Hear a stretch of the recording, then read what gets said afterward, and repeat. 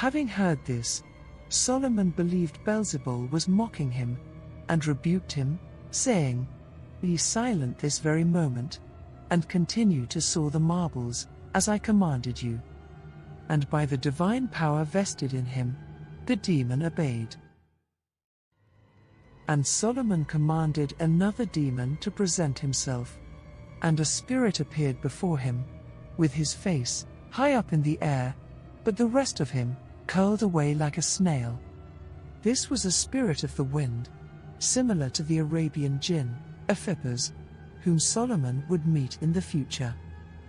The spirit broke through Solomon's soldiers, and raised a terrible wind of dust on the ground, and carried it upwards, then threw it back on the people and their king, to frighten them. But Solomon stood up from his throne, and came forth.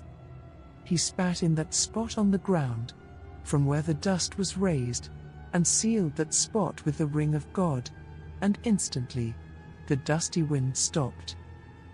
This is similar to the magic, some prefer to call it miracle, that Jesus did in the book of John 9 verse 6, where Jesus spat on the ground, and made a clay of the sputum, and anointed the eyes of a blind man with the clay, and the man began to see. And Mark 7 verse 33, where he spat and touched the tongue of a man whose speech was impaired, and the man began to speak clearly. And so Solomon asked the wind spirit, saying, "Who are you, O wind?" Then the demon once more shook up the dust, and answered, "What would you have, King Solomon? What do you want?" And Solomon said to him, "Tell me what you are called, and I would gladly ask you a question." And the demon answered, "I am Tephres, the spirit of the ashes." And Solomon said to him, "What is your purpose?" And the demon answered, "I bring darkness upon men, I set fire to the fields, and I bring about broken homes, and make them useless.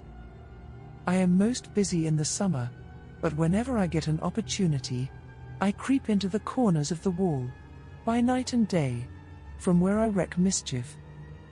I am the offspring of the Great One, and nothing less."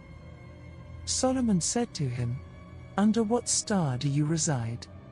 And the spirit answered, "In the very tip of the moon's horn, when it is found in the south. There is my star. I have the power to stop the convulsions of the terrible hemi-tertian fever, and this is why many men pray to me, when one is struck with this fever, and I heal them." And Solomon said to him, "By whose aid do you cure this illness, and do you cause further harm?" And the demon answered, "No harm is done, for it comes from the angel, by whose power the fever fades on its third day." So Solomon questioned him, saying, "By the power of which angel?" And he answered, "That of the archangel Isaiah." Calling upon the archangel Isaiah, some call him Azrael, Solomon set a seal on the demon, Tephres, commanding him to carry the great stones, and toss them up to the workmen on the higher parts of the temple. And by the archangel, the demon was compelled, and began to do as he was bade.